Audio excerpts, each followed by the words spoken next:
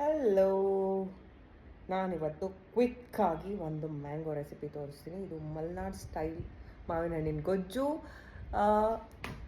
ಬಿದೋಯ್ತು.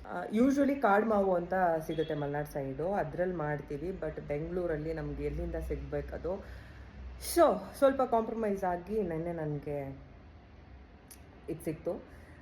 Small mangoes ಆಗಬೇಕು usually, but ನಾನು ಒಂದು ತಿಂದು ನೋಡಿದೆ, ಇದು ನಾಟ್ ಎಕ್ಸಾಕ್ಟ್ಲಿ ಮಲ್ನಾಡ್ ಮ್ಯಾಂಗೋ. ಅದು ಪರವಾಗಿಲ್ಲ, ಇದರಲ್ಲೇ ಸ್ವಲ್ಪ ಓಡಿಸೋಣ. ಖಾರಕ್ಕೆ ಜೀರಿಗೆ, ಸ್ವಲ್ಪ ಕಾಳುಮೆಣಸು, ಸ್ವಲ್ಪ ಬೆಲ್ಲ, ಖಾರದ ಪುಡಿ, ನಿಮ್ಗೆ ಎಷ್ಟು ಖಾರ ಬೇಕೋ ಅಷ್ಟು. ಇದು ಆಪ್ಷನಲ್. ಯೂಶ್ವಲಿ ನಮ್ಮಮ್ಮ ಎಲ್ಲ ಹಾಕಲ್ಲ, ಬಟ್ ನಾನೊಂದು ಸ್ವಲ್ಪ ಕೊತ್ತಂಬರಿ ಪುಡಿ ಇರಲಿ ಅಂತ ಹಾಕ್ಕೊಂಡಿದ್ದೇನೆ. ಮತ್ತು ಬೆಳ್ಳುಳ್ಳಿ. ಮಾವಿನ ಹಣ್ಣೆಲ್ಲ ಫುಲ್ ಸಿಪ್ಪೆ ತೆಗೆದು ಇಟ್ಕೊಂಡಿದ್ದೀನಿ. ಬಟ್ ಸಿಪ್ಪೆನೂ ನಾವು ವೇಸ್ಟ್ ಮಾಡೋ ಹಾಗಿಲ್ಲ. ಸೊ ಸಿಪ್ಪೆಲೂ ತುಂಬ ಹಣ್ಣಿಂದು ಇರುತ್ತಲ್ವ, ಹಾಗಾಗಿ ಸ್ವಲ್ಪ ನೀರು ಹಾಕಿ ಅದರಲ್ಲಿರೋ ರಸ ಎಲ್ಲ ತೆಕ್ಕೊಬೋದು. ಆ ನೀರು ಹಾಕುವಾಗ ಹೆಂಗಿದ್ರೂ ನಾವು ಗೊಜ್ಜಿಗೆ ಒಂಚೂರು ಉಪ್ಪು ಹಾಕಬೇಕಲ್ಲ, ಈಗಲೇ ಉಪ್ಪು ಹಾಕಿದ್ರೆ ಅದು ಬೇಗ ಚೆನ್ನಾಗಿ ಮಿಕ್ಸ್ ಆಗುತ್ತೆ. So I show you. ಮಲೆನಾಡವ್ರು ಯಾವುದು ವೇಸ್ಟ್ ಮಾಡಲ್ಲ. ಇದು ಬರೀ ಸಿಪ್ಪೆಲಿ ಇಷ್ಟು ಮಾವಿನ ಹಣ್ಣಿನ ರಸ ಸಿಕ್ಕಿರೋದು. ಸೊ ಇದನ್ನೇ ನಾವು ಸ್ವಲ್ಪ ನೀರು ಹಾಕ್ತೀವಿ ಗೊತ್ತಾ, ಯೂಶ್ವಲಿ ಗೊಜ್ಜಿಗೆ, ಅದ್ರ ಬದಲು ಇದನ್ನೇ ಹಾಕ್ತೀವಿ. ಈಗ ಒಂದು ಪಾತ್ರೆಯಲ್ಲಿ ಸಾಸಿವೆ, ಜೀರಿಗೆ, ಕರಿಬೇವಿನ ಸೊಪ್ಪು ಇಷ್ಟು ಹಾಕ್ಕೊಂಡಿದ್ದೀನಿ. ಎಣ್ಣೆ ಹಾಕಿ ಮ್ಯಾಂಗೋ ಹಾಕಿ, ಮ್ಯಾಂಗೋ ರಸ, ಸಿಪ್ಪೆಯಿಂದ ತೆಗೆದಿದ್ದು ಮ್ಯಾಂಗೋ ರಸ ಹಾಕ್ತಾಯಿದ್ದೀನಿ. ಆದಮೇಲೆ ನಾವು ರೆಡಿ ಮಾಡಿ ಇಟ್ಕೊಂಡಿರೋ ಖಾರ. ಆ್ಯಕ್ಚುಲಿ ನಾನೀಗ ಒಗ್ಗರಣೆ ಹಾಕೊಂಡ ತಕ್ಷಣ ಸ್ಟವ್ ಆಫ್ ಮಾಡಿದ್ದೀನಿ. ಇದು ಜಾಸ್ತಿ ಕುದಿಸ್ಬಾರ್ದು, ಸ್ವಲ್ಪ ಹಸಿನೇ ಹಾಗೆ ಇಡ್ತೀವಿ. ಅದೇ ಇದ್ರದ್ದು ಒಂಥರ ಮ್ಯಾಜಿಕ್.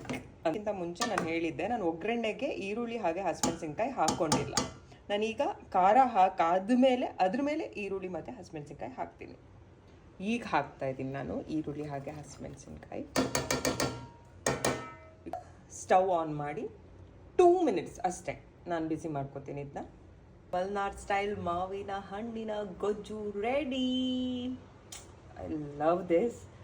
ರೈಸ್ ಜೊತೆ, ಚಪಾತಿ, ರೊಟ್ಟಿ ಎಲ್ಲದ್ರ ಜೊತೆನೂ ಸೂಪರ್ ಆಗಿರುತ್ತೆ.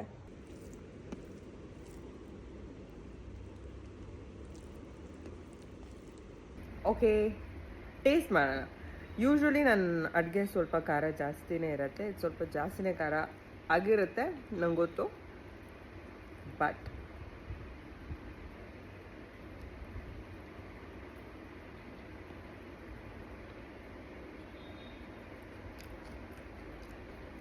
ಸ್ವರ್ಗ. ಟೇಸ್ಟ್ ಗೊತ್ತಿರೋರಿಗೆ ಗೊತ್ತು. ನೀವು ಟ್ರೈ ಮಾಡಿ. ಮಾವಿನ ಹಣ್ಣಿನ ಸೀಸನ್ ಮುಗಿಯೋದ್ರೊಳಗೆ ಟ್ರೈ ಮಾಡಿ.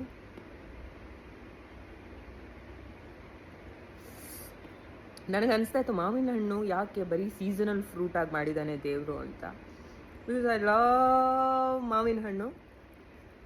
ಆಮೇಲೆ ಒಂಥರ ಅನ್ನಿಸ್ತು, ಸೀಸನಲ್ ಫ್ರೂಟ್ ಆಗಿರೋದಕ್ಕೆ ಅದು ಅಷ್ಟು ಜನರಿಗೆ ಫೇವ್ರೇಟ್ ಅಂತ, ಅಲ್ವಾ?